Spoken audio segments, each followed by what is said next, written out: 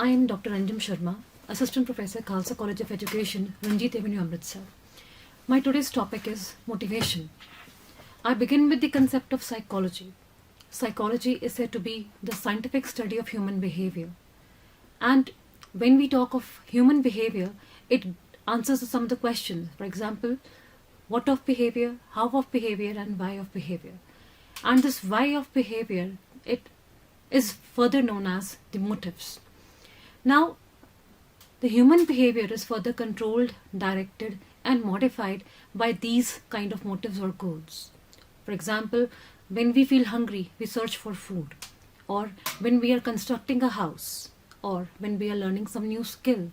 There is some element that is controlling and directing and modifying our behavior in light of these benefits or in light of the successes and failures.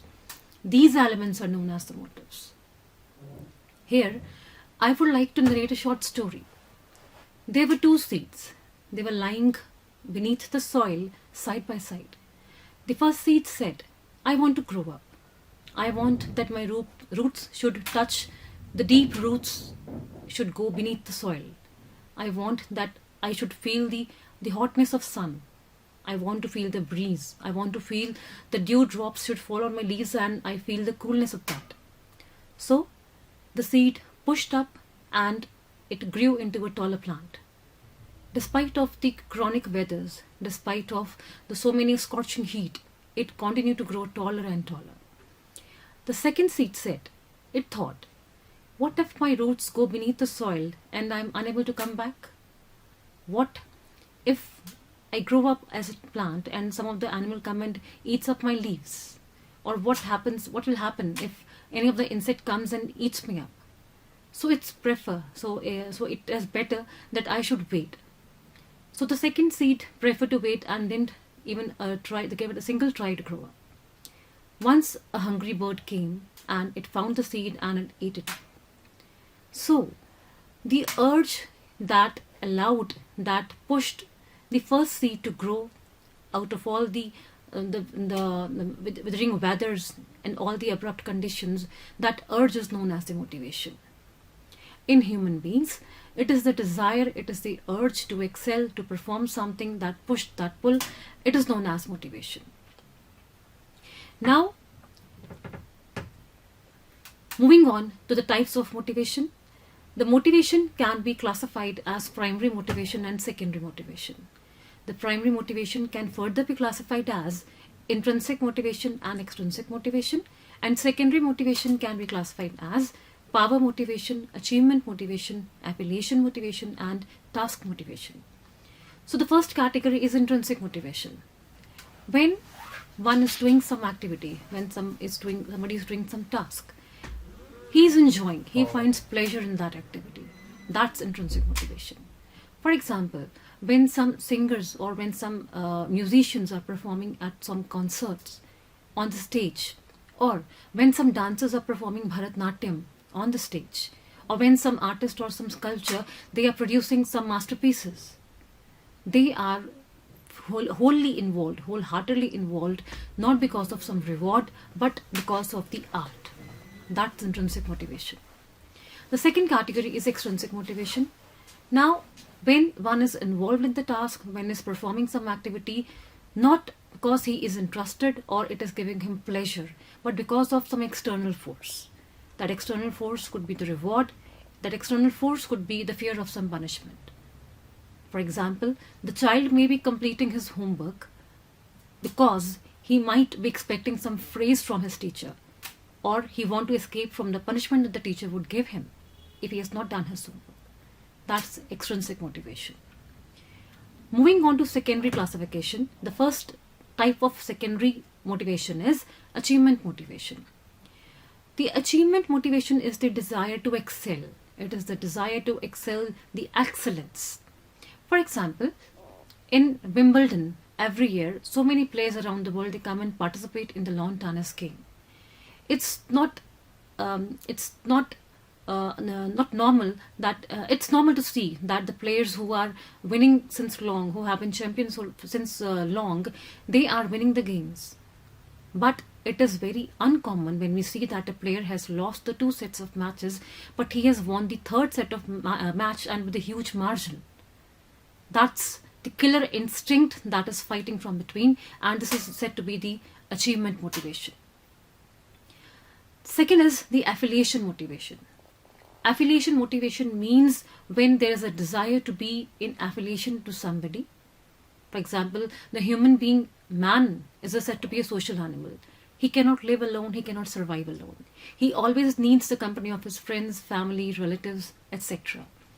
And psychology says that this affiliation motivation is not only present in human beings, it is there in animals also. We can see the animals, they move around in herds. We can see the dog wagging his tail. We can see the dolphins, they are playing the tantrums with the human beings. That's affiliation motivation. And coming to the human behavior, we see that people, they want to be in affiliation with the other persons who are suffering from the same stressful situation. Or the students, they are joining the study groups in order to remain connected with one another. Moving on, the next category in secondary motivation, the type is power motivation. Power motivation means when one desires to influence other, when one is motivated to be in position that he can lay commands upon the others. For example, the people who take up the leadership roles, the executive positions, for example, the CEOs and directors, or the people who are moving in the politics, the politicians, MLAs and MPs, all they have the power motivation. The last in this category is in task motivation. When we are motivated, when we are wholeheartedly involved in completion of one single task, we are giving up 100% in completion of that task, this is known as task motivation.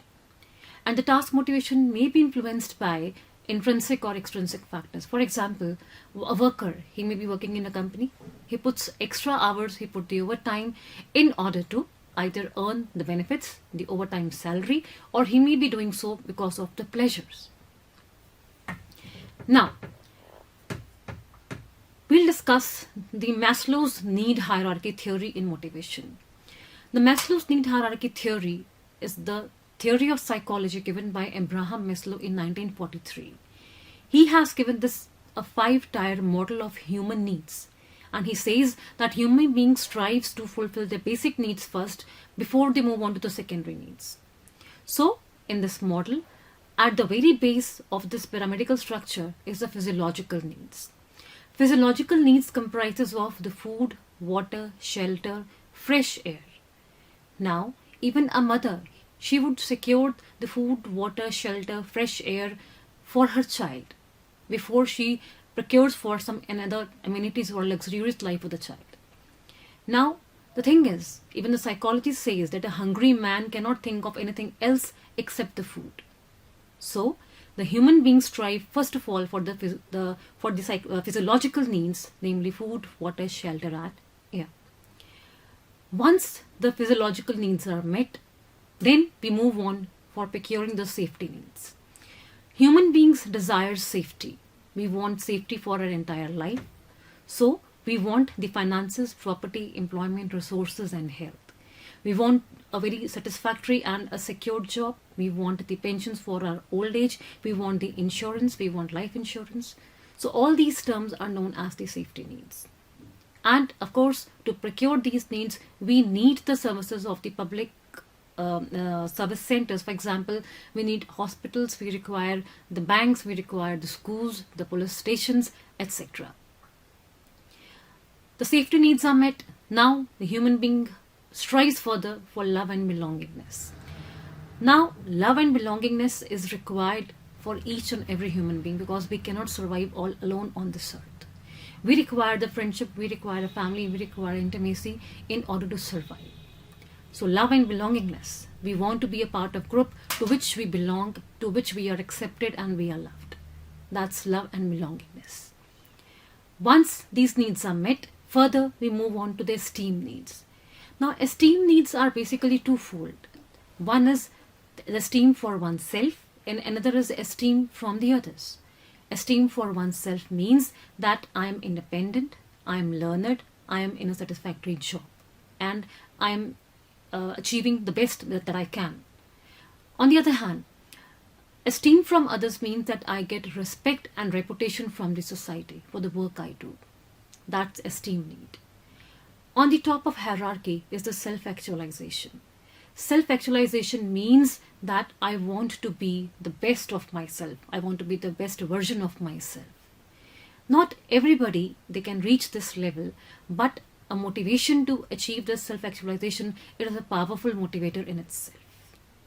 So these 5 needs, physiological needs, safety needs, love and belonging, esteem needs and self-actualization, these are the 5 levels that a human being strives to achieve step by step.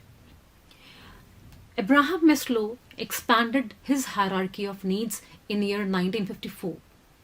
He added few more categories like physiological needs, safety needs, love and belongingness needs, and esteem needs. These he termed as deficiency needs. Deficiency needs, the needs that arises out of deficiency, that arises out of depreciation. Now, when the person is devoid of something, when the person is deficient of something, he strives to achieve that. So that is why they are known as deficiency needs or D needs. Further, the second category is the growth needs. That includes the cognitive needs, aesthetic needs, self-actualization, and transcendence needs. Now, growth needs does not occur from any sort of deficiency in human life. Rather, it emerges out of the need of the person, the aspiration of the person to grow in life. So the very first need here is the cognitive needs. Cognitive needs implies the need for knowledge, understanding, and comprehension.